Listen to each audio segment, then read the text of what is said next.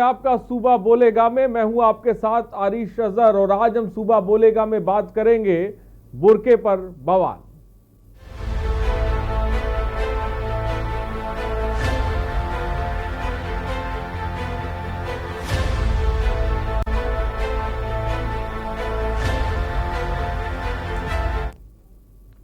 उत्तर प्रदेश के संसदीय कार्य राज्य मंत्री आनंद स्वरूप शुक्ल ने एक बार फिर से ऐसा बयान दिया जिस पर राजनीतिक गलियारों में हल्ला मच गया है। उन्होंने बुर्के को अमानवीय व्यवहार और कुप्रथा करार देते हुए कहा कि देश में 3 तलाक की तर्ज पर मुस्लिम महिलाओं को बुर्के से भी मुक्ति दिलाई जाए। इसके लिए महिलाओं पर किसी तरह का दबाव नहीं होगा, वे अपनी स्वेच्छा से इसका प्रयोग कर सकेंगी। इससे पहले मंगलवार को ही राज्य मंत्री ने लाउड स्पीकर से होने वाले अजान से परेशानी की बात कहते हुए डीएम को पत्र लिखा था कि बुर्के और अजान को लेकर अब नया सियासी संग्राम शुरू हो गया है। इस पर बात करेंगे, लेकिन उससे पहले ये रिपोर्ट देखिए। आए दिन सुर्खियों में रहने वाले राज्य उत्तर प्रदेश में अपने एक नए विवाद को लेकर सुर्खियों में है। अजान के बाद अब बुर्के पर भी बवाल मच गया है। यूपी के संसदीय कार्य राज्य मंत्री आनंद स्वरूप शुक्ल ने अजान पर बयान के बाद अब बुर्के को लेकर सवाल खड़े किए हैं। यूपी सरकार के मंत्री ने बुर्के को अमानवीय व्यवहार और कुप्रथा करार देते हुए कहा कि देश में 3 तलाक की तर्ज पर मुस्लिम महिलाओं को बुर्के से भी मुक्ति दिलाई जाएगी। इससे पहले अजान को लेकर उन्होंने बलिया के डीएम को खत लिखकर विवाद को जन्म दिया था। मेरी व्यक्तिगत राय में बुर्का एक अमानवीय व्यवहार उन लोगों के साथ किया जा रहा है। जिस प्रकार से 3 तलाक की बुराई को सरकार ने समाप्त किया है, उसी प्रकार से आगे आने वाले समय में दुनिया के अनेक मुस्लिम देशों में बुर्के पर प्रतिबंध है और भारत में भी जो बहावी मानसिकता है वो हावी न रहे, इसके लिए यहाँ भी बुर्का समाप्त होना चाहिए, ऐसी मेरी राय है। वहीं अजान को लेकर अपने बयान पर शुक्ल ने कहा कि उन्होंने आम लोगों की शिकायत पर मस्जिद में लगाए गए ध्वनि विस्तारक यंत्र के कारण हो रही परेशानी का जिक्र करते हुए जिला अधिकारी को पत्र लिखा है। तड़के 4 बजे अजान शुरू हो जाती है। इसके बाद चंदे के संबंध में 4 से 5 घंटे सूचना प्रसारित की जाती है। इस वजह से उन्हें पूजा पाठ, योग, व्यायाम और शासकीय कार्य निर्वहन करने में दिक्कत आती है। हमारे मंदिरों पर जो भी हमारे धार्मिक कृत्य होते हैं वो एक लोगों के उत्साहपूर्वक उल्लासपूर्वक कार्यक्रम होते हैं, कुछ समय के लिए होते हैं, लेकिन इनका जो 4 बजे भोर से लेकर के और उस समय जो छोटे बच्चे हैं उनकी नींद खराब होती है। अब आप देखिए मदीना मस्जिद के पास 3 मस्जिदें यहाँ बन गई हैं, काजीपुरा से लेकर के यहाँ पर महर्षि बाल विद्या मंदिर है, यहाँ सेंट जोसेफ स्कूल है, सतीश चंद्र कॉलेज है, लक्ष्मी राज देवी इंटर कॉलेज है और दिन भर सवेरे से लगातार इनकी तकरीरें, इनकी आवाज़ें, ऊंची आवाज़ें ये निश्चित रूप से लोगों को परेशान कर रही है। बता दें कि यूरोप के कई देशों में बुर्के को पहनने पर आंशिक या पूर्ण रूप से प्रतिबंध लगाया गया है। इसमें Netherland, France, Australia, Belgium, Germany, Switzerland और डेनमार्क शामिल हैं। हाल ही के दिनों में जर्मनी, फ्रांस और डेनमार्क ने कट्टरपंथ को देखते हुए और भी कई तरह के नए प्रतिबंधों को लगाने का ऐलान किया है। स्विट्जरलैंड ने तो बकाया रेफरेंडम कर लोगों से बुर्के को प्रतिबंधित कराने की राय मांगी थी। इस जनमत संग्रह में 51% से ज्यादा लोगों ने बुर्के को प्रतिबंधित करने के पक्ष में वोटिंग की थी। श्रीलंका धार्मिक कट्टरपंथ से निपटने के लिए बुर्के को प्रतिबंधित करने की तैयारी कर रहा है। मंत्री आनंद स्वरूप ने अजान के बाद अब बुर्के पर सवाल उठा दिए हैं, तो मंत्री जी के वार पर मौलाना फिरंगी मैली ने पलटवार करते हुए कहा कि किसी को भी किसी दूसरे के मजहब पर कुछ कहने का कोई अधिकार नहीं है। बीजेपी के ही उत्तराखंड के जो चीफ मिनिस्टर साहब हैं वो औरतों के जीन्स पहनने की मुखालिफत करते हैं, औरतों को पूरा लिबास पहनने की हिदायत करते हैं और वही बीजेपी के उत्तर प्रदेश के जो मंत्री हैं वो पर्दे की मुखालिफत करते हैं, बुर्के की मुखालिफत करते हैं और इस बात को कहते हैं कि औरतों को बुर्का नहीं पहनना चाहिए। तो एक ही पार्टी के 2 लोगों में जो विरोधाभास नजर आ रहा है, ये आपको इस बात के लिए दर्शाता है कि ये मजहब की राजनीति के तहत ये काम किया जा रहा है, जिसका मकसद सिर्फ और सिर्फ अवाम को मेन मुद्दों से डाइवर्ट करना है। हम लोग सख्त अल्फाज में मजम्मत करते हैं। किसी को भी इस बात का हक और इख्तियार हासिल नहीं है कि किसी के भी मजहबी अकीदे के खिलाफ कोई बात कहे। जहाँ तक पर्दे का सवाल है तो वो हमारे यहाँ मजहबी शरीयत का एक हिस्सा है, उस पर किसी को एतराज़ करने का कोई भी हक हासिल नहीं है। लिहाजा हमारी सबसे यही अपील है कि अपने अपने मजहब पर अमल करते हुए बाकी तमाम मज़ाहिब की पूरी तरीके से इज्जत और एहतराम करें। बुर्के पर मंत्री के दिए गए बयान पर अब सियासत गर्मा गई है। मुस्लिम धर्मगुरुओं ने बुर्के पर दिए बयान के पर आपत्ति जताई तो विरोधी दलों ने भी यूपी के संसदीय कार्य राज्य मंत्री के खिलाफ मोर्चा खोलते हुए बयान को गैर वाजिब और धार्मिक उन्माद भड़काने का कृत्य करार दिया। अब देखने वाली बात होगी कि बुर्के पर खड़ा हुआ विवाद कहां जाकर थमता है। स्पेशल डेस्क के न्यूज। तो यूपी सरकार के राज्य मंत्री आनंद स्वरूप शुक्ला ने बुर्के को लेकर दिया गया बयान पर मुस्लिम महिलाओं का भी क्या कहना है, जरा ये भी हम आपको दिखाते हैं। जी, मेरा कहना ये रहेगा मंत्री जी से कि आप जो है कोरोना काल में देख रहे हैं कि पूरे वर्ल्ड के लोग अपने फेस को कवर कर रहे हैं। यहाँ तक कि लोगों ने पीपी किट, जैसे नकाब पहना जाता है वैसे पीपीटी किट पहन के लोग घूम रहे हैं। तो उन्हें इस बात से सबक लेना चाहिए कि नकाब पहनना कितना बेहतर है, और हमारे इस्लाम में अगर नकाब पहनना है तो उनको प्रॉब्लम क्या है उस चीज से। हम पहनने, हम अपने प्रोटेक्शन के लिए पहन रहे हैं। और आज देखिए, आज लोगों ने स्टोल बांधने को ट्रेंड के तौर पे निकाल रखा है। आप देखिए कि कितनी गर्ल्स कॉलेज चले जाइए, आप कहीं भी जाइए, रोड पे निकलिए, आपको जितनी भी दिख रहा है, क्योंकि एक तरह से ट्रेंड आ चुका है। और हम तो उस चीज को फॉलो करें क्योंकि वो हमारा कल्चर है, क्योंकि वो तो अपने अपने मजहब के वो है ना, कि अपने मजहब में, हमारे मजहब में ये है कि निकाब है, आपके मजहब में, उनके मजहब में कि घूंघट चलता है। अब वो तो सबके धर्म का अलग अलग रीति रिवाज है ना, वो तो कोई नहीं रोक सकता है, नहीं गलत कहा है। क्योंकि अब ये देखिए, किसी शहर में ये हुआ था कि निकाब नहीं ओढ़ा जाएगा तो पूरे हिंदुस्तान में देखिए ऐसे कुदरत की कहर रहेगी, सब मास्क ही लगा रहे हैं, नहीं लगा रहे हैं निकाब, सब कोई पहन रहे नहीं पहन रहे, नहीं निकाब पहन रहे तो आधा पर्दा तो कर रहे, चेहरा तो ढक रहे हैं।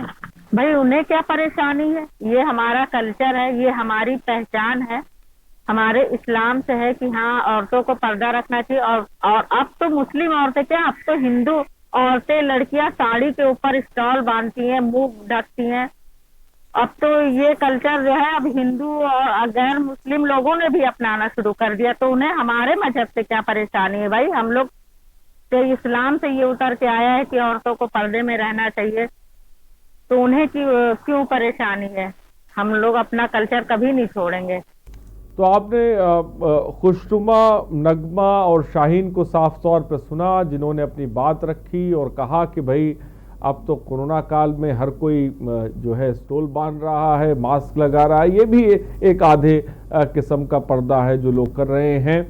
और साथ ही साथ उस बयान की तरफ भी मैं आपको ले जाना चाहता हूं, जो बयान संसदीय कार्य राज्य मंत्री आनंद स्वरूप शुक्ला ने दिया। उन्होंने पहले अजान को लेकर बयान दिया और उसके बाद बुर्के को लेकर बयान दिया। तो दो बयान सामने आने के बाद जिसे कह सकते हैं कि अब तमाम जो धार्मिक धर्मगुरु हैं या उलेमा हैं, उनकी तरफ से भी प्रतिक्रियाएं आने लगी हैं। एक उलेमा को आपने सुना, वो कह रहे हैं कि भाई तीरथ सिंह रावत कह रहे हैं कि भाई फटी जींस जो है वो महिलाओं को नहीं पहननी चाहिए, बदन को छुपाने की ज़रूरत है। जब कोई लड़की बदन को छुपा रही है, जिस्म को छुपा रही है बुर्के के माध्यम से, तो वो कह रहे हैं कि दूसरे नेता कह रहे हैं कि भाई बुर्का नहीं पहने। तो इस तरह के मुख्तलिफ बयान भी आ रहे हैं। क्या सवाल इन सब के बीच ये है, क्या दिली तौर पर आनंद स्वरूप शुक्ला मुस्लिम महिलाओं को लेकर ये बयान दे रहे हैं, या इस बयान के पीछे वो अपना जिसे कह सकते हैं कि फेम पाने की कोशिश कर रहे हैं? क्या अमूमन ऐसा देखने को मिलता है, ये बुर्का है, ये आज से नहीं पहना जा रहा है, ज़मानों से पहना जा रहा है, तो अचानक उनको ऐसा क्यों लगने लगा कि उन्होंने ये बयान दिया? फिलहाल तमाम तरह की प्रतिक्रियाएं आ रही हैं। कई देशों ने बुर्के को पहनने पर आंशिक रूप से या पूर्ण रूप से प्रतिबंध भी लगा दिया है, लेकिन वो दीगर मुल्कों की बात है। लेकिन भारत के अंदर बहुत बड़ी तादाद में मुस्लिम महिलाएं जो हैं वो बुर्का पहनती हैं, और क्योंकि यहाँ पे तमाम धर्म हैं, तो तमाम धर्मों की विचारधाराएं हैं, तमाम धर्मों के अपनी अपनी संस्कृति है और अपने अपने पहनावे भी हैं। और इस बीच हमारे साथ सुमैया राणा सोशल एक्टिविस्ट हैं, इस पर हमारे साथ जुड़ गई हैं। सुमैया राणा जी, मेरा सीधा सवाल, जो बात राज्य मंत्री आनंद स्वरूप कह रहे हैं, वो कह रहे हैं कि भाई अब बुरखे पर उन्होंने सवाल उठाया है। इससे पहले उन्होंने अजान को लेकर सवाल उठाया और कहा है कि भाई बुरखा खासकर ये अमानवीय व्यवहार है, कुप्रथा करार दिया है, 3 तलाक की तर्ज पर इसको भी खत्म कर देना चाहिए। क्या कहेंगी सुमैया राणा जी आप?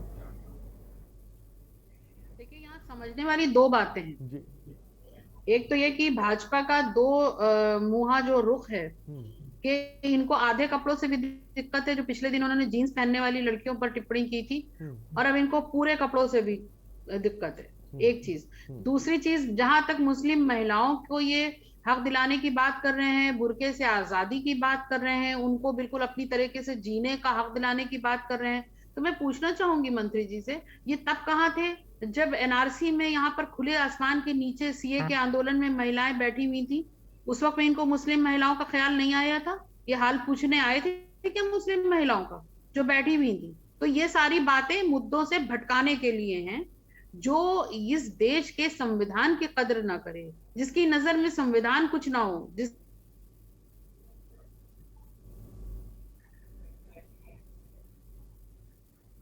सुमैया राणा जी, क्या मेरी आवाज आप तक पहुंच रही है?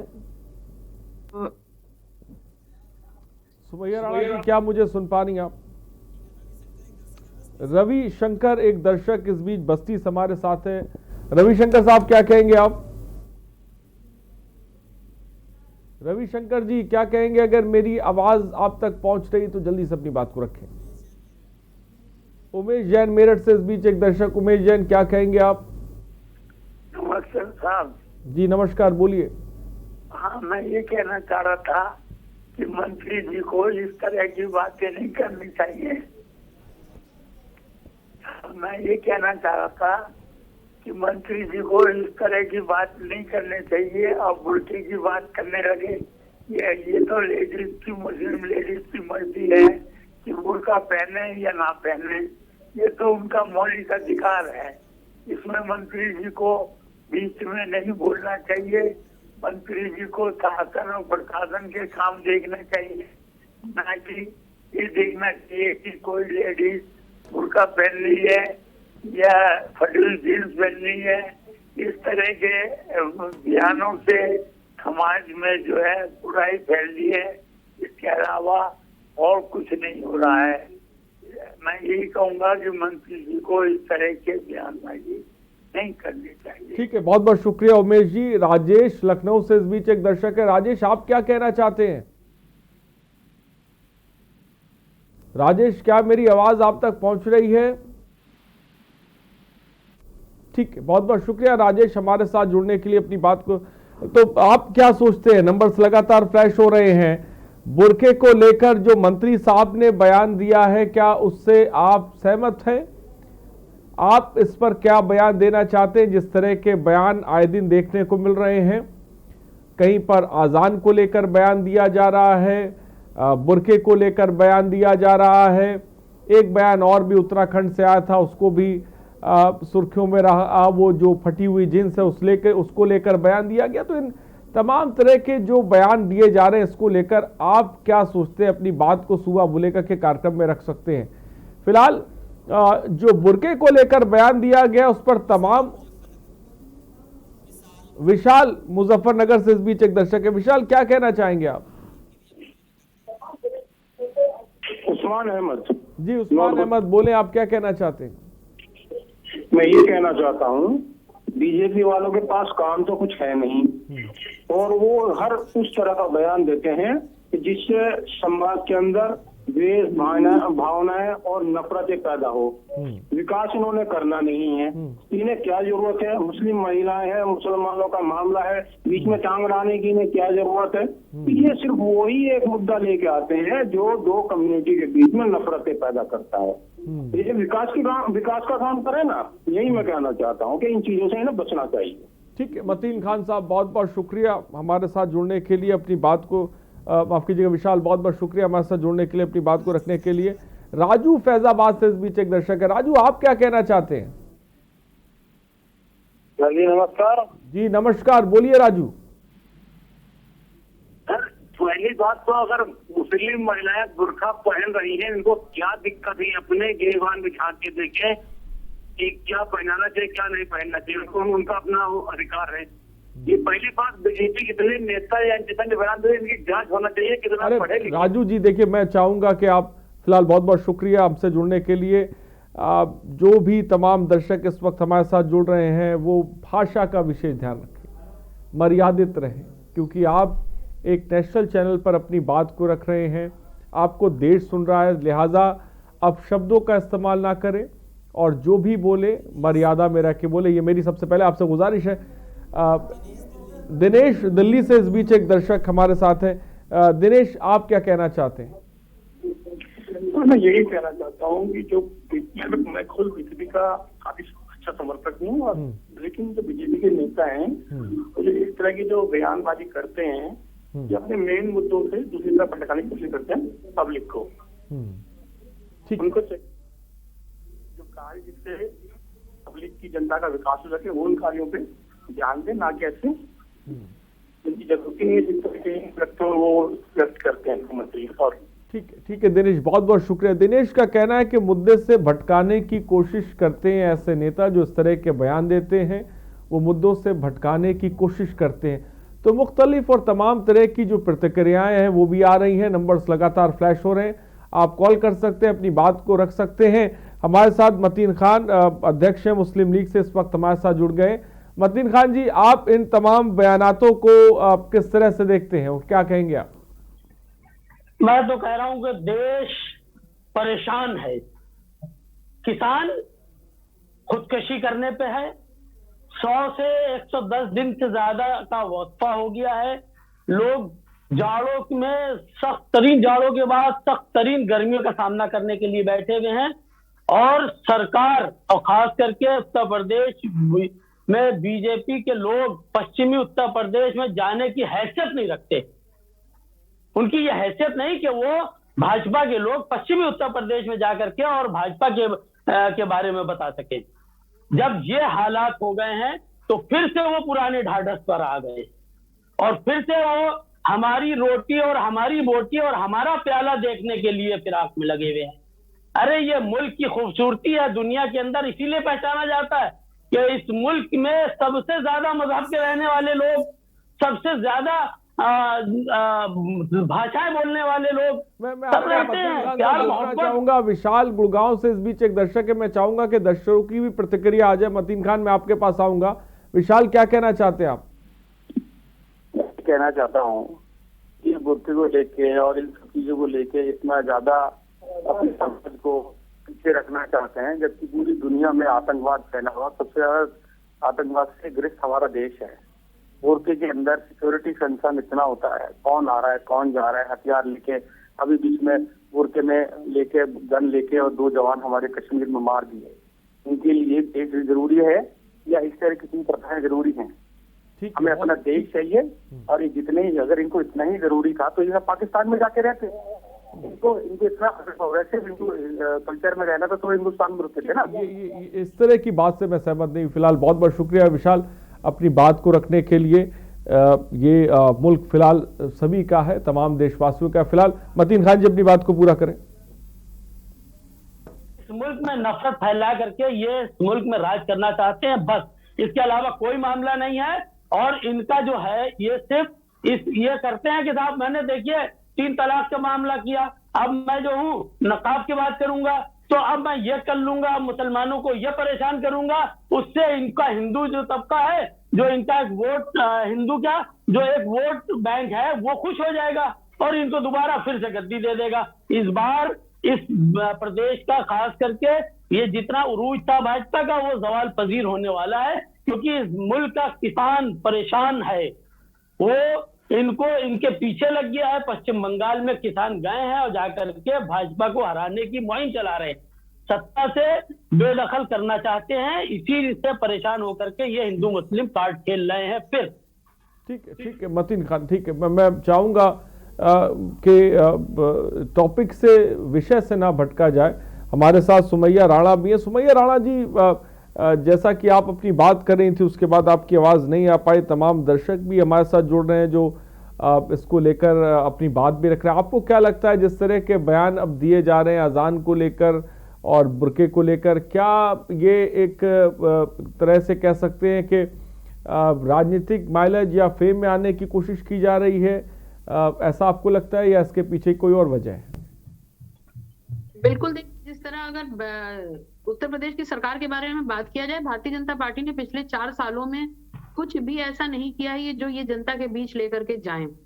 तो अब इनके पास क्या है कि ये आने वाले चुनाव की तैयारी के तौर पर ये फिर से एक बार फिरका परस्ती का कार्ड खेलने की तैयारी में है।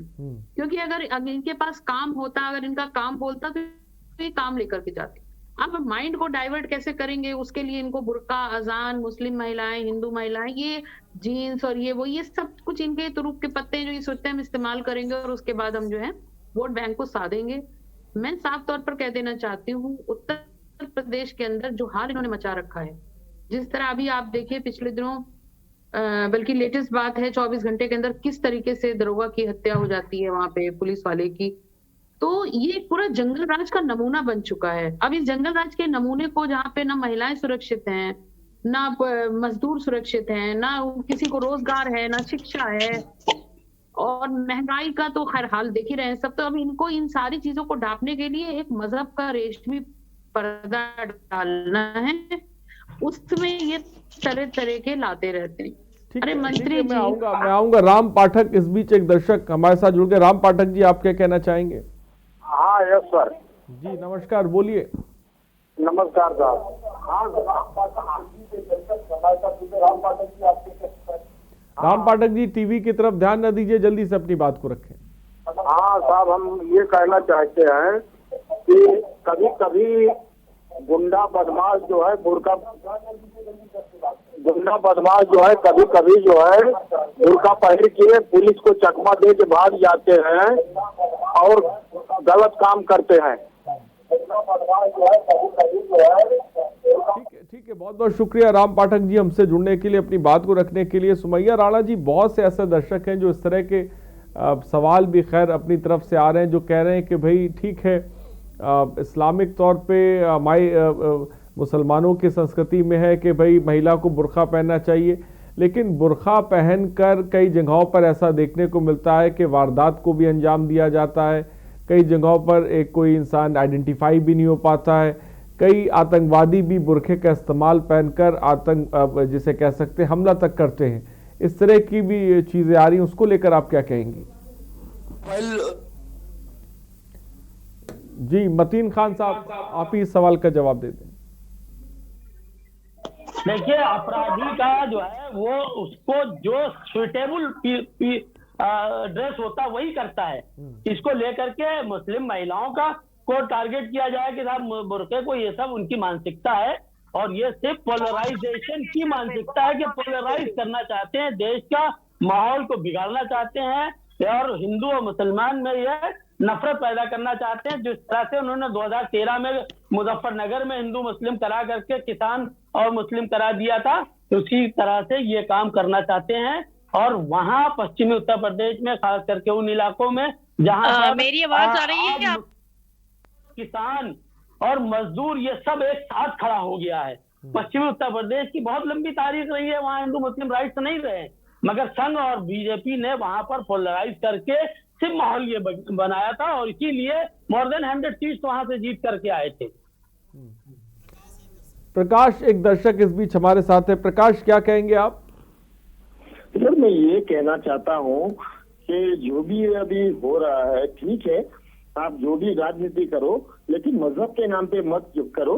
और दूसरा, देश में अभी और कई मुद्दे हैं, गंभीर मुद्दे हैं, उसको ये भटकाने का काम कर रहे हैं और कुछ नहीं है।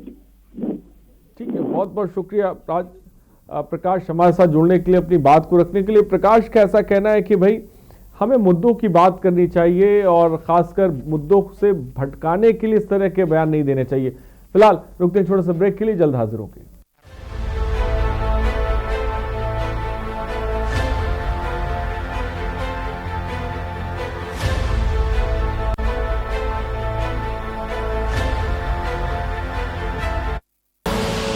आप देख रहे हैं के न्यूज, खबरों का सारथी।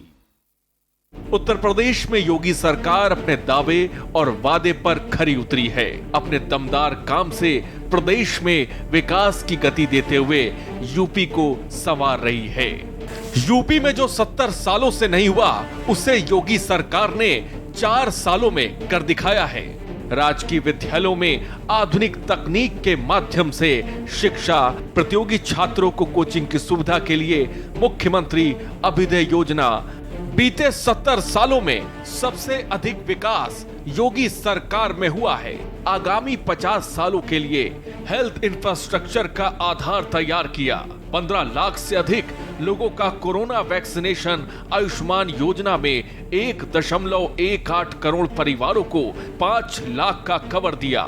40 लाख से अधिक प्रधानमंत्री आवास की स्वीकृति और निर्माण। 4 सालों में 4 लाख से ज्यादा युवाओं को सरकारी नौकरी। गन्ना किसानों को 1.25 लाख करोड़ का रिकॉर्ड भुगतान। 341 किलोमीटर लंबे पूर्वांचल एक्सप्रेसवे का तेजी से निर्माण। 2 करोड़ 61 लाख शौचालयों का निर्माण कराया। योगी सरकार ने विकास की दृढ़ इच्छा शक्ति से अपने काम के दम पर यूपी की तस्वीर बदल कर रख दी है। काम दमदार, योगी सरकार। खुदी को आजमाया है तो ये अंदाज आया है। खुदी को आजमाया है तो ये अंदाज आया है। तुम में भी मैं हूं, शुद्ध प्लस पान मसाला। आप देख रहे हैं के न्यूज, खबरों का सारथी।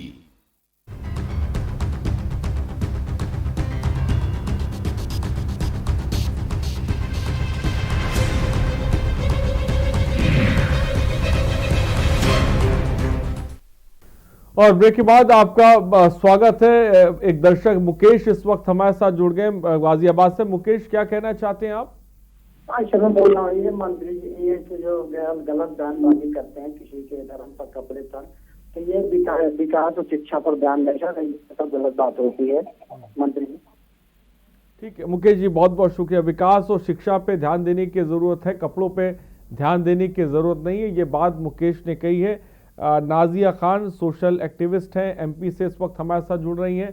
नाजिया खान जी, आपका भी बहुत बहुत स्वागत है। पहली प्रतिक्रिया मैं आपकी भी चाहूँगा नाजिया, जिस तरह की बात यूपी में संसदीय कार्य राज्य मंत्री आनंद स्वरूप शुक्ल ने कही है बुरखे को लेकर कि ये एक तरह की कुप्रथा है, ये अमानवीय व्यवहार है, इस पर प्रतिबंध लगना चाहिए। आप इस पर क्या कहेंगे? क्या कहेंगी नाजिया आप? सबसे पहले मैं आपके माध्यम से ये जानना चाहूंगी हमारे प्रधानमंत्री जी से, मुख्यमंत्री जी से, कि खाली एक धर्म विशेष को लेकर इस तरह की टिप्पणियां क्यों की जा रही हैं? क्यों एक धर्म विशेष को टारगेट किया जा रहा है? ये गलत है हर तरह से। हमें हमारी तरह से रहने दीजिए।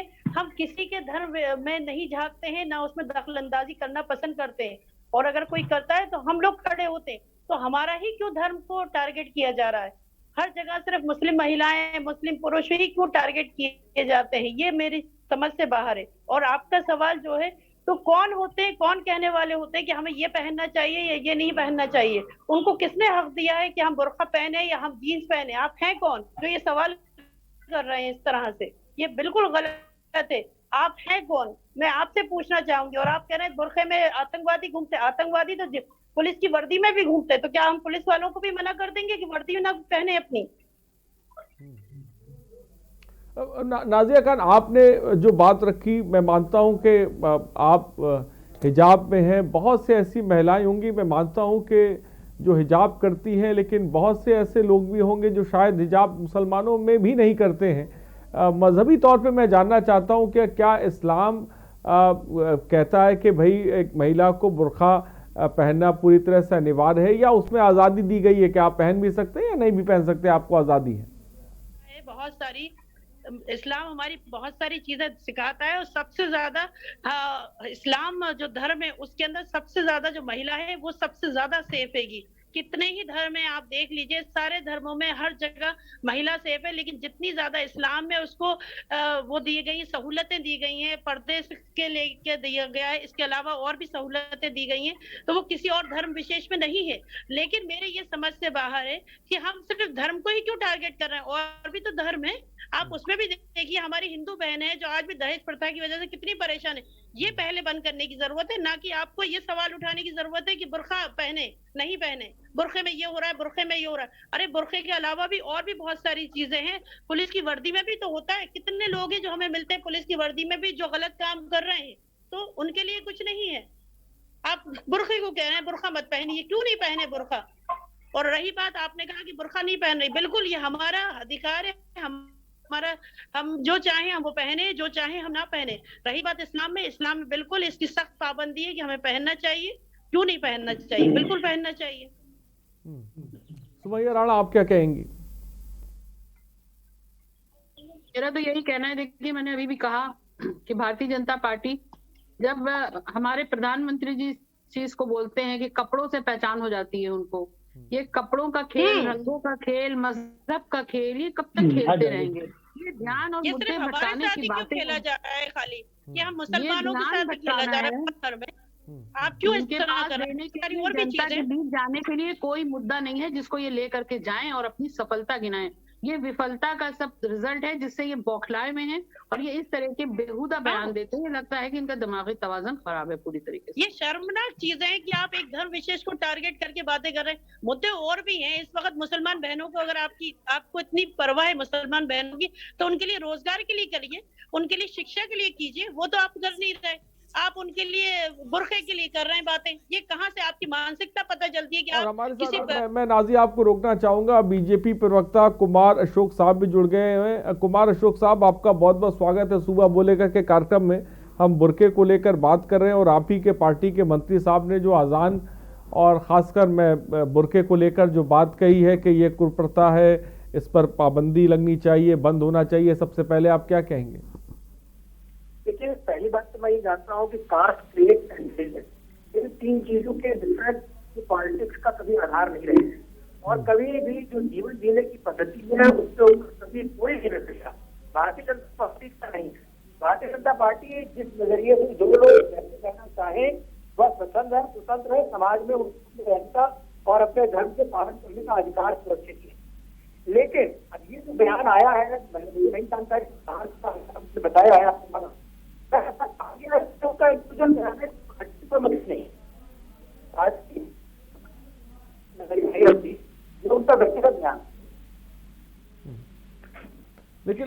लेकिन कुमार अशोक साहब, इस तरह के बयान आए दिन ऐसे क्यों दे दिए जाते हैं? इसको लेकर भी बताइए कि अचानक ही ऐसा क्या हो जाता है बीजेपी नेताओं को, जो जब अजान को लेकर बयान अचानक आ जाता है, बुरखे को लेकर भी जो है बयान जो है अचानक आ जाता है, ऐसा क्यों हो जाता है अचानक? ये बात है कि इस तरह का बयान रोक लगनी चाहिए। मुझे तो बिल्कुल भी में बात करती कि उन्होंने क्या बयान दिया है। नहीं, उनका कहना, मैं आपको बयान बता दूं कुमार अशोक जी, मैं आपको बयान बता दूं, पढ़ के बता दे रहा हूं ताकि कि आपको बयान, आपने जैसा कि कहा मुझे बयान नहीं पता है। यूपी के संसदीय कार्य राज्य मंत्री आनंद स्वरूप शुक्ला ने अजान पर बयान के बाद अब बुर्के को लेकर सवाल खड़े किए। योगी सरकार के मंत्री हैं, उन्होंने कहा है कि ये अमानवीय व्यवहार है, बुर्का कुप्रथा करार देते हुए कहा कि देश में 3 तलाक की तर्ज पर मुस्लिम महिलाओं को बुर्के से भी मुक्ति दिलाई जाए। ये बयान है। इस बयान से क्या आप सहमत हैं? मैं अजान के बयान से तो पूरी तरह सहमत हूँ। अजान जिस तरह से ये अजान एक आवाज में लोगों के कानों तक पहुंचाया जाता है, इसका कोई नजरिया नहीं है। ये चीज गलत है और ये एक नहीं कई बुर्के पे आज हम बात कर रहे हैं, अजान पर हम बात कर चुके हैं। बुर्के को क्या प्रतिबंध करना चाहिए, आप ये मानते हैं? मैं बिल्कुल नहीं, इस बात के मैं बिल्कुल पक्ष में नहीं हूँ। अगर बुर्का है ये उनको, उनकी स्वतंत्रता है, वो उनके धर्म की अगर बाध्यता है, उसका विरोध अगर कोई करे तो उनकी महिलाएं करें, कोई दिक्कत नहीं है। लेकिन अगर ये आवाज उठनी चाहिए तो उनके समाज से उठनी चाहिए। हमको इस बारे में कोई हक नहीं है कि हम उनके किसी विषय पर कोई टिप्पणी करें, बिल्कुल भी। लेकिन कुमार अशोक जी, अचानक बीजेपी को ऐसा क्या हो गया है कि उत्तराखंड के मुख्यमंत्री जींस पर फटी हुई जींसों को लेकर बात करने लग गए हैं, उत्तर प्रदेश में मंत्री जो है बुरखे को लेकर बात कर रहे हैं, एक कह रहे हैं कि जिस्म को जो है दिखाना नहीं चाहिए, एक कह रहे हैं जो है जिस्म को छुपाना नहीं चाहिए। आखिर ये क्या चल रहा है सर? आपने दो बातों को एक साथ जोड़ा, और जो बात मैं कह रहा था उसका आपने स्वयं समर्थन किया। पहली बात ये कि हम उनके धर्म में नहीं प्रवेश करना चाहते कि उनके धर्म में उनसे क्या कहा गया है, क्या पहनने के लिए कहा जाता है। हमारा जो सनातन परंपरा है, उस सनातन परंपरा में जिस प्रकार के वस्त्रों का उपयोग होना चाहिए उसकी हमने वकालत की है। हमने किसी के ऊपर कोई कानून या संविधान नहीं थोपा है कि आप ये फटी हुई जींस पहन के चलेंगे तो आपके विरुद्ध कार्रवाई होगी, ऐसा हमने नहीं कहा है। हमने खाली एक सलाह दिया है कि इससे बचना चाहिए और जो हमारी परंपरा रही है उस परंपरा का अनुसरण होना चाहिए। ऐसी बात माननीय मुख्यमंत्री उत्तराखंड ने कही। नहीं कुमार अशोक जी, अब कुमार अशोक जी, मेरे साथ सुमैया राणा भी जुड़ी हुई है जो सोशल एक्टिविस्ट हैं। उनका कहना है कि बीजेपी के पास अब मुद्दा ही नहीं बचा है, इसलिए आने वाले चुनाव में अब बुर्के का सहारा लिया जा रहा है। देखिए, बीजेपी के पास अगर ये मुद्दा नहीं होता तो हमारी बहन जो यहाँ बैठी हुई है ये बताएं कि वर्षों से यहाँ माताएं और बहनों के जीवन को जिस प्रकार से उन लोगों को बाध्य किया जा रहा था 3 तलाक के माध्यम से, जिस प्रकार उनको शर्मसार होना पड़ता था, उन चीजों को रोकने का काम उन सब के भाई नरेंद्र मोदी जी ने किया। और नरेंद्र मोदी जी ने सबसे पहले यह ताकत प्रदान किया कि हमारी सभी माताओं बहनों को यह हक है कि कोई उनसे इस तरह का जो व्यवहार है वह इस तरह 3 तलाक को प्रतिबंधित किया। न केवल प्रतिबंधित किया, हमने कानून भी बना करके उनको कानूनी जामा पहनाया। आज ऐसी परिस्थिति में अगर इन्होंने कहा है तो मैंने आपसे कहा कि मैं बुर्के में वो किस तरह से, अगर उनकी माताएं बहनों को ऐतराज हो तो हम उनको उस पर उनकी टिप्पणी आनी चाहिए।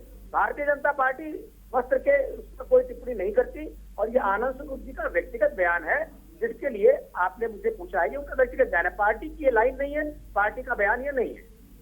ठीक है, लेकिन पार्टी के कोई नेता और वो भी खासकर राज्य मंत्री ऐसी बात करे तो बड़ी बात तो हो जाती है ना कुमार अशोक जी, छोटी मोटी बात तो नहीं होती है। उनको बचना चाहिए, ऐसी चीजों से बचना चाहिए। सुमैया राणा जी जवाब दें। किसी के धर्म में प्रवेश करने का अख्तियार किसी को नहीं है, वो उनकी सबका साथ सबका विकास नहीं, सबका विनाश का काम करने का काम भाजपा करती है, वही कर रही है। आपको जवाब देना पड़ेगा। मतीन का आपके पास होगा। सुमैया राणा जी, कुमार अशोक की बात पर आप क्या कहेंगी? के लिए बोला जा रहा है, जवाब देना पड़ेगा आपको अशोक जी। कौन इसका उत्तरदायित्व है ये लेगा, बताइए मुझे। कुमार अशोक जी, सुमैया राणा कुछ पूछ रही है आपसे। जब बयान दिए जा रहे हैं पार्टी की तरफ से, एक धर्म विशेष को टारगेट किया जा रहा है, ये इसका जवाब कौन देगा? आप दीजिए, आप यहाँ आए हैं उनके बिहाफ में, आप बताइए कि ऐसे वो बोल सकते हैं ऐसा? कौन जिम्मेदारी लेगा इस तरह की गलत बात की? जिम्मेदारी कुछ कह सकते, ये बंधे हुए हैं, ये पार्टी जो स्क्रिप्ट दी जाती है वो वही स्क्रिप्ट ये करेंगे। ये बताएं कि हिंदू महिलाओं के लिए क्या इनके पास योजनाएं हैं।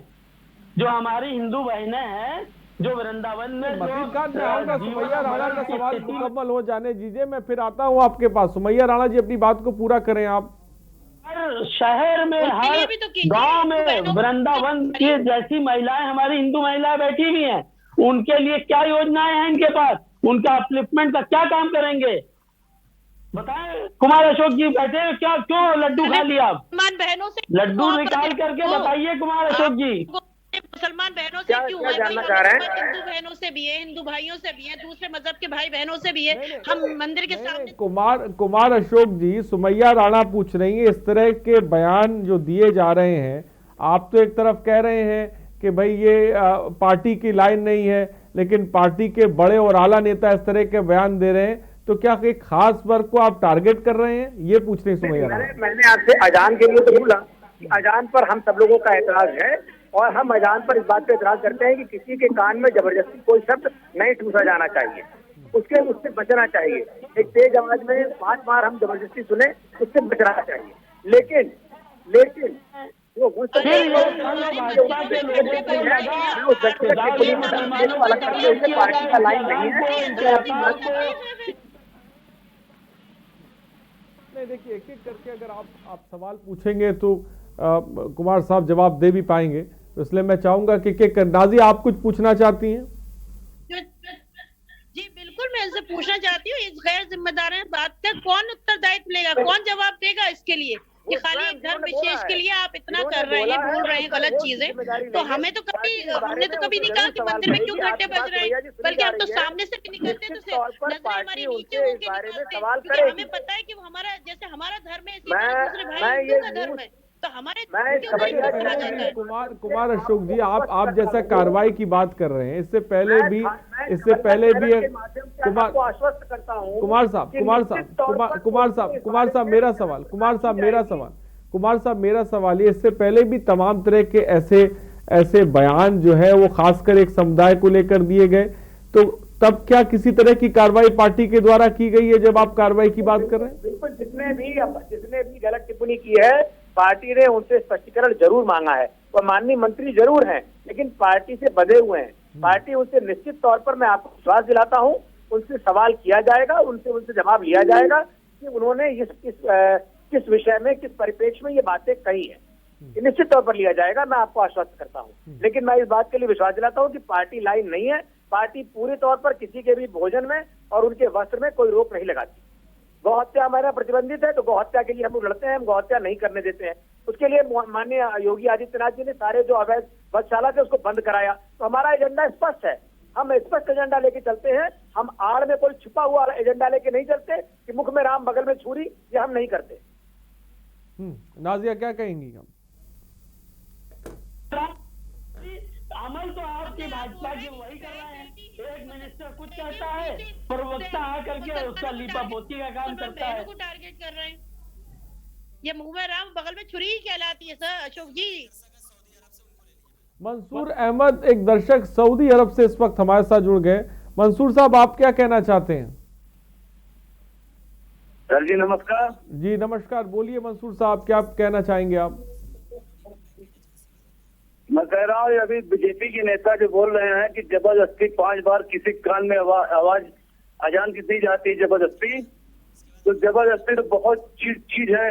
ट्रेन चलती है, कितना शहर कितना गांव पड़ता, हारन आता है, सुबह शाम कोई भी टाइम होता है, रोड पे चलो कितना हारन आता है। जबरदस्ती तो कानून भी दिन भर चलता है। अजान तो 5 मिनट के लिए अजान होता है, बस दिन भर में सुबह से लेकर शाम तक 5 बार होता है, मगर 5 मिनट के लिए होता है, बस इससे ज्यादा नहीं होता है। ये सब फालतू बात करते हैं नेता लोग। ठीक है मंसूर साहब, बहुत बहुत शुक्रिया हमसे जुड़ने के लिए, अपनी बात को रखने के लिए। और फिलहाल बुर्का और अजान के बीच एक खबर इस वक्त झांसी से आपको बताने जा रहे हैं, जहां महिला सुरक्षा पर सवाल उठे हैं। 19 मार्च को ट्रेन नंबर 08478 उत्कल एक्सप्रेस के कोच नंबर B2 में लिविया थॉमस हिमता ईसाई धर्म की नन है और श्वेता और बितरंग को धर्मांतरण के शक में उतारे जाने का मामला तूल पकड़ रहा है। जांच में धर्मांतरण का मामला पूरी तरह से फर्जी निकला है। इस घटना ने महिला सुरक्षा पर सवाल उठा दिए हैं। ये रिपोर्ट देखिए। झांसी में 19 मार्च की देर शाम उत्कल एक्सप्रेस की बोगी का ये सीन है। यहाँ पुलिस वाले उनसे पूछताछ के लिए जल्दी ट्रेन से उतरने के लिए कह रहे हैं। प्लेटफॉर्म से GRP थाने ले जाया गया। यहाँ पूछताछ के बाद शिकायत गलत पाई गई।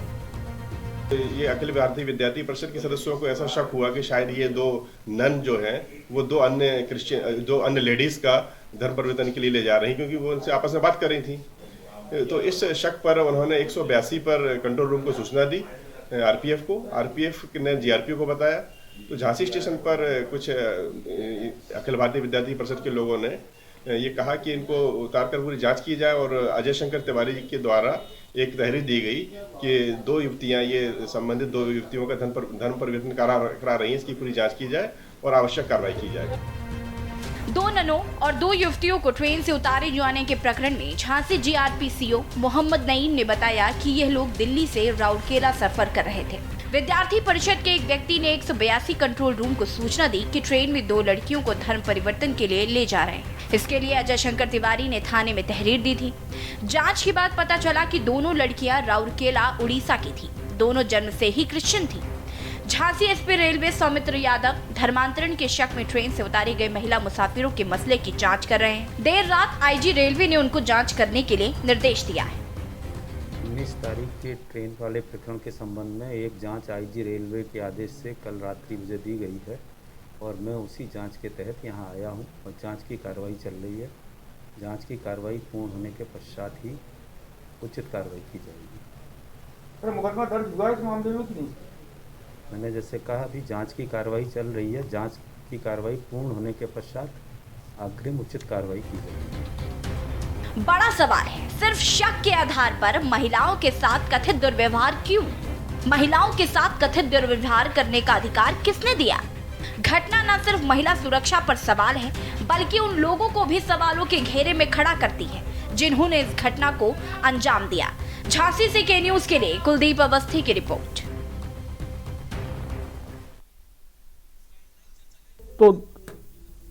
तो धर्मांतरण के शक पर अराजकता क्यों, ये सवाल अपने आप में बहुत बड़ा है। कुलदीप अवस्थी हमारे संवाददाता झांसी से इस वक्त हमारे साथ है। कुलदीप, ताज़ा जानकारी इस पूरे मामले पर क्या है? जिस तरह से आपने जो तस्वीरें भेजी, हमने देखा कि जो नन है कुछ लड़कियों के साथ ट्रेन में जा रही थी, उन्हें उतार लिया जाता है इस आधार पर, इस शक के आधार पर कि उनका धर्म परिवर्तन कराया जा रहा है और उसके बाद ये पूरा का पूरा मामला जिसे कह सकते हैं फर्जी निकलता है। फिलहाल कुलदीप इस पूरा मामला बताएं और क्या ताज़ा जानकारी है? देखिए, ये पूरा तरीके से गफलत में हो गया, एक असमंजस में हो गया और जिसकी वजह से ये 4 नन जो थी, 2 नन थी, उनके साथ में 2 उनकी सहायिकाएं थी, उनको दिक्कत का सामना करना पड़ा और उनको अगले दिन, एक दिन बाद उनको जो है यहाँ से रवाना कर दिया गया। उसी एक्सप्रेस से ये लोग उड़ीसा जा रहे थे और तब ये अखिल भारतीय विद्यार्थी परिषद के कुछ लोगों को शक हुआ कि ये लोग धर्मांतरण कराते हैं, जिसके बाद उनको झांसी उतारा गया था। जीआरपी आरपीएफ के पास में एक टेलीफोन कॉल आया था जिस पर ये बताया गया था, पहले इनका कॉल ग्वालियर गया था और ग्वालियर में तब तक ट्रेन चल पड़ी थी। झांसी इस कॉल को अटेंड किया गया। अटेंड करने के बाद में यहाँ इन लोगों को यहाँ उतार लिया गया और जिसके बाद तुरंत जो यहाँ के झांसी के जो बिशप थे और जो यहाँ के चर्च के फादर्स वगैरह थे, ये सारे लोग मौके पर पहुंचते हैं। उन्होंने जाकर तुरंत उनको अटेंड किया और अटेंड करने के बाद में उनको तुरंत जो है यहाँ पर उनके हवाले कर दिया गया और अगले दिन फिर उत्कल एक्सप्रेस से ही रवाना कर दिया गया। जी फिलहाल चंद्र प्रकाश कुरुक्षेत्र से इस बीच एक दर्शक है। चंद्र प्रकाश जी, क्या कहना चाहते हैं आप? मैं ये कहना चाहता हूँ कि अजान जैसे मसले के ऊपर बोलना ये न्याय संगत बात नहीं है। जो लोग इसका विरोध कर रहे हैं, जो ये कह रहे हैं कि भाई इसको बंद कर दिया जाए लाउड स्पीकर को, मैं इस हक में नहीं हूँ। मैं बताता हूँ, मेरा एक असिस्टेंट था मिस्टर इशफाक अली, वो मोहम्मदन था और 3 साल लगातार वो हनुमानगढ़ जंक्शन से और जो है वो सालासर, हनुमान जी का बहुत प्रसिद्ध मंदिर है, राजस्थान का सबसे बड़ा मंदिर है, वहाँ 3 साल लगातार वो बच्चा पैदल गया। तो सांप्रदायिक सद्भाव मेरे कुलीग को दिखाता था, जो हिंदुओं के साथ जाता था और जो है पैदल जाता था, भजन गाते हुए जाता था। क्या वो मुसलमान नहीं है? इस प्रकार से ये करना और जो है द्वेष फैलाना, मैं इसे अच्छी बात नहीं समझता। हिंदुओं को भी चाहिए कि शांतिपूर्वक अपने भाइयों के साथ रहे और मुस्लिम भाइयों को भी चाहिए कि शांति के साथ रहे। आपसी सद्भाव जो बना हुआ है उसको बनाए रखना चाहिए और जो गंगा जमुना तहजीब जिसके बारे में अक्सर कहा जाता है, उसके ऊपर कुठाराघात नहीं होना चाहिए। मैं अंत में इतना कहना चाहता हूँ खान भाई कि सब कुछ जो है प्रेम और सद्भाव के साथ ही अच्छा लगता है। आप ध्वनि प्रदूषण के मामले में अगर देखना चाहते हो तो बॉम्बे में देखिए, हॉस्पिटल के पास से अगर बस निकलती है, मजाल है जो बस वाला हॉर्न बजाते, कार वाला हॉर्न बजाते, क्या वहाँ ट्रैफिक नहीं चलता? अच्छी बात चंद्र प्रकाश आपने कही। फिलहाल वक्त की थोड़ी सी कमी है। चंद्र प्रकाश जी, बहुत बहुत शुक्रिया हमारे साथ जुड़ने के लिए। एक दर्शक इस बीच हमारे साथ और जुड़े हुए हैं, अपनी बात को रखिए। झारखा इस वक्त हमारे साथ एक दर्शक जुड़े हुए हैं। झारखा, आप क्या कहना चाहेंगे? आप तो शायद झारखंड से हमारा संपर्क टूट गया। फिलहाल कुलदीप अवस्थी, इस पूरे मामले पर क्या खासकर जैसा कि आपने बताया वो लोग अखिल भारतीय विद्यार्थी परिषद से थे, जिन लोगों ने महिलाओं के साथ जो है बदसलूकी की, वो भी शक के आधार पर, क्या इस पूरे मामले पर किसी पर कोई कार्रवाई हुई है? क्योंकि हम जीआरपी अधिकारी को सुन रहे थे, वो जांच की बात कह रहे हैं, ये जांच कहां तक पहुंची है? देखिए, ये पूरा मामला तब चर्चा में आया जब केरल के मुख्यमंत्री पिनराई विजयन की तरफ से एक प्रार्थना पत्र के रूप में अपनी बात रखी गई गृह मंत्री के साथ, जिसके बाद इस पूरे मामले का संज्ञान लिया गया। और अभी वर्तमान में लखनऊ से झांसी एक पूरा दल है यहाँ पे जो पूरे मामले की जांच कर रहा है कि इसके अंदर आखिरकार गलती हुई कहाँ से। जबकि जीआरपी और आरपीएफ का कहना यह है कि उनके पास में एक कॉल था और हमारा काम है कि शांति व्यवस्था ट्रेन के अंदर सही तरीके से रहे, इसको हमें व्यवस्थित करना होता है। क्योंकि ये कॉल पहले ग्वालियर गया था, ग्वालियर के बाद ग्वालियर ट्रेन चल पड़ी थी, झांसी ट्रेन आई, यहाँ इसको अटेंड किया गया, जो केवल शांति व्यवस्था के मद्देनजर कि यदि ऐसा ना हो कि कोई ट्रेन के अंदर चला जाए। और ये पूरा मामला धर्मांतरण का मतलब एक तरीके से पूरा फेक झूठा पाया गया, ऐसी धर्मांतरण जैसी कोई भी बात नहीं थी। फिलहाल इस पूरे मामले पर आला अधिकारियों को क्या कुछ कहना है? देखिए, एक सबसे बड़ी बात यह होती है कि यहाँ पर एक शब्द है जांच कराई जा रही है और जांच के बाद कार्रवाई की जाएगी। अमूमन देखने में यही मिलता है, जहां पर भी ऐसा कोई मामला सामने आता है तब एक जांच बिठा दी जाती है और यहाँ पर भी बड़े पैमाने पर जांच बिठा दी गई है, जिसका रिजल्ट जल्द ही सामने आएगा, उसके बाद ही कार्रवाई अमल में लाई जा सकेगी। इसके बारे में कुछ पता लग पाया है? इनको अखिल भारतीय विद्यार्थी, इनको सूचना कहाँ से मिली थी? ये कैसे पहुंच जाते हैं बोगी में? और उस दौरान जो महिला के साथ बदसलूकी हो रही होती है, उस दौरान जीआरपी के लोग वहां पे कहाँ थे? क्योंकि स्टेशन पे सब कुछ हो रहा था। देखिए, ये लोग साथ में ही यात्रा कर रहे थे। मैंने बताया आपको, पहले कॉल ग्वालियर जीआरपी आरपीएफ को किया गया था। ग्वालियर से ट्रेन चल पड़ी, झांसी इसको अटेंड किया गया, 4 नन को उतारा गया। हाँ, उतारते वक्त जो वीडियो वायरल हो रहा है उसमें ये जरूर प्रतीत होता है कि इनके साथ में एक तरीके से कड़ी भाषा का प्रयोग किया गया कि आप बाहर उतरिए, बाहर निकलिए, बाहर आइए, इस तरीके से जरूर किया गया है। और इसके बाद तकरीबन 3 से 4 घंटे 19 तारीख की शाम को इन लोगों से पूछताछ की गई। उन्होंने जब लोकल लेवल पे अपने यहाँ के जो फादर थे, यहाँ के जो बिशप थे, उनसे बात की, उनके यहाँ पे वो यहाँ पर स्टेशन पहुंचते हैं, यहाँ के उन जो 4 नन थी उनको अटेंड करते हैं। इसके अंदर पूरा मामला ये बताया गया था कि धर्मांतरण की नियत से 2 नन 2 युवतियों को लेकर जा रही है, जो कि मामला पूरी तरह से झूठा पाया गया। कुलदीप, हम देख रहे हैं तस्वीरों में, इसमें 2 नन है, 2 लड़कियां और हैं। इनके बारे में क्या कुछ जानकारी मिल पा रही है? ये कौन है, कहाँ के रहने वाले हैं, उसके बारे में कुछ अपडेट? देखिए, ये अपडेट ये पूरी की पूरा, देखिए ये 19 तारीख की बात है और 20 तारीख को यहाँ से ये सारे लोग रवाना हो गए थे। तब तक कोई मामला चर्चा में नहीं आया था। मामला चर्चा में तभी आया जब केरल के मुख्यमंत्री के द्वारा एक तरीके से शिकायत थी दी गई गृह मंत्री को, उसके बाद चर्चा में आया। तो चूंकि डायरेक्ट महिलाओं से कोई बात नहीं हो पाई है, लेकिन जानकारी यही मिल रही है कि वो उड़ीसा जा रही थी। लेकिन कुलदीप, सवाल उठते हैं कि इस तरह से कुछ लोगों का ट्रेन के अंदर महिलाओं के साथ धर्म के नाम पर बदसलूकी करना अपने आप में खासकर रेलवे प्रशासन पर तो सवाल उठाता ही है। देखिए, इसके अंदर सबसे बड़ी जो भूमिका दिखाई देती है कि जिन लोगों ने आरोप लगाया था उनको इस पहले पूरी बात समझनी चाहिए थी कि वो आरोप किस पर लगा रहे हैं, क्यों लगा रहे हैं और आरोप का आधार क्या है। बगैर आधार के अगर किसी पे आरोप लगाया जाता है, चूंकि जीआरपी आरपीएफ की ये मजबूरी है कि ये ट्रेन के अंदर कौन से लोग सफर कर रहे हैं, कौन लोग जा रहे हैं, कैसे लोग हैं, और अगर यात्री आपस में झगड़ रहे हैं, कोई शिकायत कर रहे हैं, एक दूसरे पर कोई तंज कस रहे हैं, कोई बात कर रहे हैं, तो उसके लिए जीआरपी आरपीएफ का पहुंचना बिल्कुल जायज है। लेकिन ये जो शिकायत वाली कहानी, जहां से ये आरोप जहां से शुरू हुआ, वो जरूर सवालों के घेरे में, आखिरकार किस आधार पर सवाल उठाया गया। लेकिन कुलदीप, जब मामला फर्जी पूरी तरह से निकल गया है तो फिर कार्रवाई करने से क्यों जो है जीआरपी पुलिस बच रही है? देखिए, मैं कुछ बोलना चाहूंगी इसमें। जी नाजिया, जल्दी से अपनी प्रतिक्रिया दे, मैं आऊंगा कुलदीप आपके पास। नाजिया बोलिए। चाहूंगी, इस तरह के जो कॉल आते हैं पहले उनके बारे में क्यों नहीं जांच की जाती है? जो अब पूरा इतना सारी प्रक्रिया होने के बाद इसको फेक बता रहे हैं। अब उस फेक इससे पूरे प्रक्रिया जो हुई उसमें कितनी महिलाओं को उस वक्त जो नन थी उनको कितनी दिक्कतें उठानी पड़ी, कहाँ थे वो पुलिस प्रशासन के लोग, रेलवे स्टेशन के लोग, उनकी तरफ से क्यों नहीं इस पे पहले कार्रवाई की गई कि कहाँ से कॉल आया, क्यों नहीं उसके बारे में मालूम किया? इस तरह के कितने फेक चीजें हमारे सामने आती है। लेकिन जो कॉल करता है, जो हमें सूचना देता है, उसकी कोई पुष्टि नहीं कर पाता है। तो पहले उसकी पुष्टि करें ना, बाद में कुछ और एक्शन लिया जाना चाहिए। ये मेरा सुझाव है। ठीक है, बहुत बहुत शुक्रिया नाजिया हमारे साथ जुड़ने के लिए। वक्त की कमी, आनंद स्वरूप सुमैया राणा जी आपका बहुत बहुत शुक्रिया, नाजिया खान आपका शुक्रिया, मतीन खान आपका बहुत बहुत शुक्रिया, कुलदीप आपका बहुत बहुत शुक्रिया हमारे साथ जुड़ने के लिए और जानकारी देने के लिए। तो सुबह बोलेगा में हमने बात अजान, बुरखे और ख़ासकर धर्मांतरण को लेकर की। मज़हब एक बहुत बड़ा मुद्दा होता है और उस मुद्दे पर हमेशा बयानवीर बयान देते रहते हैं और बयानों के माध्यम से जिसे कह सकते हैं उन बयानों के पीछे कोई मकसद भी होता है।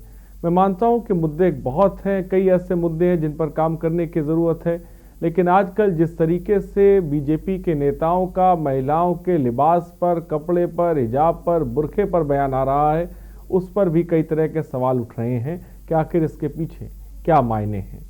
सुबह बोलेगा में इतना ही, बने रहिए हमारे साथ। नमस्कार।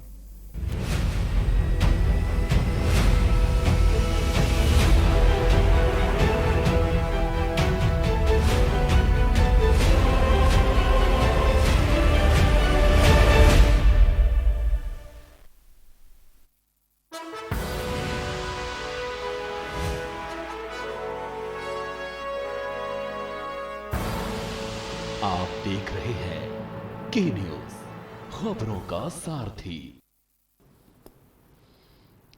नमस्कार। हमारे देश के वैज्ञानिक